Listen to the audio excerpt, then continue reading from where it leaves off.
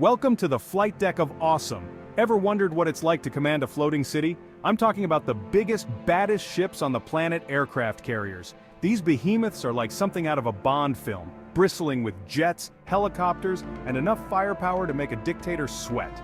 Buckle up, petrolheads, because we're about to take a thundering joyride through the world of these nautical beasts. Imagine a runway longer than 3 football fields. Now, picture it hurtling across the ocean at over 30 knots. That's an aircraft carrier for you. These aren't just ships, they're mobile military bases packed with thousands of crew and some of the most advanced technology ever assembled. We're talking nuclear reactors, stealth fighters, and enough ordnance to make even the most hardened general weak at the knees. So, if you're ready to dive into a world of maritime might and breathtaking engineering, then hold on tight. This is going to be one heck of a ride. Let's start with the big boys, shall we? The United States Navy has always had a thing for size, and their carriers are a testament to that. The Nimitz class, with 10 ships in service, has ruled the waves for decades.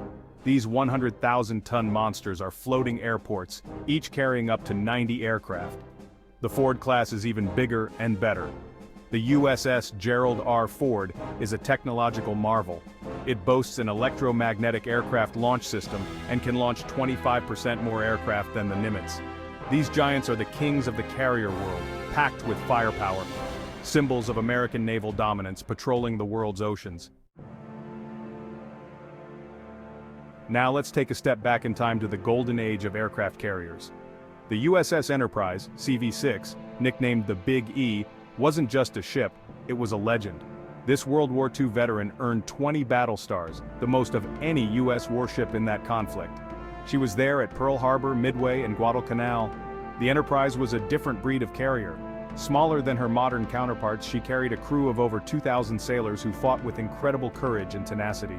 She was torpedoed, bombed, and nearly sunk on multiple occasions, yet she always seemed to bounce back, earning the nickname the Gray Ghost for her ability to reappear after seemingly being knocked out of the fight. The Big E was eventually scrapped, but her legacy lives on. She stands as a powerful reminder of a bygone era of naval warfare, a testament to the bravery of the men who served aboard her, and a symbol of American resilience in the face of adversity. Of course, it's not just the Americans who like to flex their nautical muscles. Plenty of other countries have jumped on the aircraft carrier bandwagon. The UK has its Queen Elizabeth class, 2 sleek and modern carriers that pack a punch. These ships are a testament to Britain's proud naval heritage and showcase their commitment to projecting power around the globe. Then there's China, rapidly expanding its navy with 2 carriers currently in service and more on the way. Their carriers might not be as big as the American ones, yet, but they're a clear sign that China is serious about becoming a major naval power. Don't underestimate them, they learn fast. From France to India, aircraft carriers are becoming a symbol of national pride and military strength. It's a global race to see who can build the biggest, baddest, and most technologically advanced floating airfields. And you know what they say? If you want peace, prepare for a really impressive naval parade. Section 5 Floating Cities, Life on board a carrier. Living on an aircraft carrier is no Caribbean cruise. It's a floating city with a population larger than most towns, restaurants, gyms, even a post office. Imagine finding a parking space on this thing, and the constant roar of jet engines. Earplugs are your new best friend. Think of it as a giant floating ant farm. Sailors, pilots, mechanics, thousands of highly trained personnel.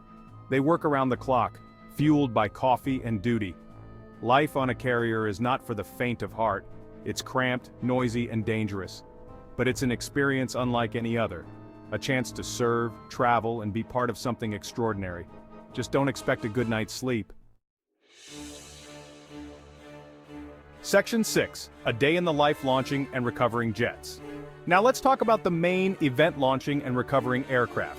This is where things get really exciting. Picture this, a fighter jet, loaded for bear, hurtling down the flight deck at breakneck speed. The roar of the engines is deafening as the pilot punches the throttle and blasts off into the wild blue yonder. Recovering those jets is no walk in the park either. Landing on a moving runway that's only a few hundred feet long takes nerves of steel and the precision of a brain surgeon. One wrong move and it's a dip in the drink. Let's just say the pilots who land these things have earned their wings and then some. The whole process is a marvel of coordination and skill. From the deck crew who guide the aircraft to the pilots who risk their lives every time they take off or land. It's a testament to human ingenuity and the relentless pursuit of pushing the limits of what's possible. Section 7. Power and Might, Weapons and Technology. Let's not forget what makes these ships so formidable. Their weapons and technology. We're talking enough firepower to make a Hollywood action movie director blush. From guided missiles to laser weapon systems, these carriers are bristling with enough hardware to make a statement in any corner of the globe. But it's not just about brute force. These ships are also packed with some of the most advanced technology on the planet. We're talking radar systems that can track hundreds of targets simultaneously, electronic warfare suites that can jam enemy communications, and command and control centers that would make NASA green with envy. These technological marvels turn aircraft carriers into force multipliers, extending their reach and influence far beyond their physical presence. They are floating arsenals, capable of projecting power and deterring aggression wherever they go. It's like having a Swiss Army knife the size of a small city. Section 8. The carrier's role projecting power across the globe. Aircraft carriers are much more than just big ships with planes. They are tools of diplomacy, symbols of power, and instruments of war. In peacetime, they conduct humanitarian missions, provide disaster relief, and show the flag in far-flung corners of the world. They are floating embassies, representing their nations and engaging in soft power projection.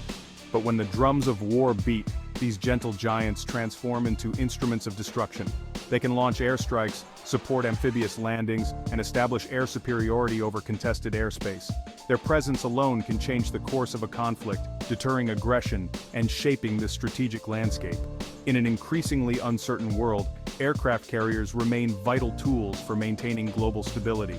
They are a visible reminder of a nation's commitment to defending its interests and supporting its allies. They are the tip of the spear, the iron fist in the velvet glove, and a testament to the enduring importance of naval power. Section 9. The future of carriers, drones, and beyond. The world of naval aviation is constantly evolving, and aircraft carriers are no exception. Drones are already playing a larger role in carrier operations, conducting reconnaissance missions, providing targeting information, and even carrying out airstrikes. As drone technology advances, we can expect to see even more unmanned aircraft operating from carrier decks. But that's not all. The future might hold even more radical changes. Imagine hypersonic missiles launched from carriers, capable of striking targets anywhere in the world within minutes, or laser weapon systems that can shoot down incoming missiles with pinpoint accuracy. The possibilities are as vast as the ocean itself. One thing is certain: aircraft carriers will continue to adapt and evolve to meet the challenges of the 21st century. They will remain symbols of national power, technological innovation, and the enduring allure of the sea. And who knows what incredible feats of engineering and daring these giants of the sea will accomplish in the years to come. Section 10. Why Carriers Matter, Guardians of the Seas. In a world of global trade, interconnected economies, and complex geopolitical challenges, aircraft carriers matter more than ever. They are guardians of the seas, ensuring the free flow of commerce, deterring aggression, and providing a stabilizing presence in volatile regions. They are a testament to human ingenuity, a symbol of national pride, and a vital tool for maintaining peace and security in the 21st century. These floating cities, with their crews of thousands and their arsenals of advanced technology, represent a significant investment of resources and manpower, but their value extends far beyond their monetary cost. They are a tangible representation of a nation's commitment to defending its interests and upholding the international rules-based order. As long as there are threats to global stability, as long as freedom of navigation is challenged, and as long as nations rely on the seas for their security and prosperity, aircraft carriers will continue to play a vital role in shaping the world we live in. Section 11. Giants among giants, a final salute. So, there you have it, folks, a whirlwind tour of the awe-inspiring world of aircraft carriers. From their humble beginnings to their current status as technological marvels, these giants of the sea have captured our imaginations and shaped the course of history. They are a testament to human ingenuity, a symbol of national pride, and a vital tool for maintaining peace and security in the 21st century. So the next time you see a picture of an aircraft carrier, take a moment to appreciate the sheer scale of these incredible machines and the brave men and women who serve aboard them. They are the tip of the spear, the guardians of the seas, and a reminder that even in an age of drones and cyber warfare, sometimes you just need a really, really big boat.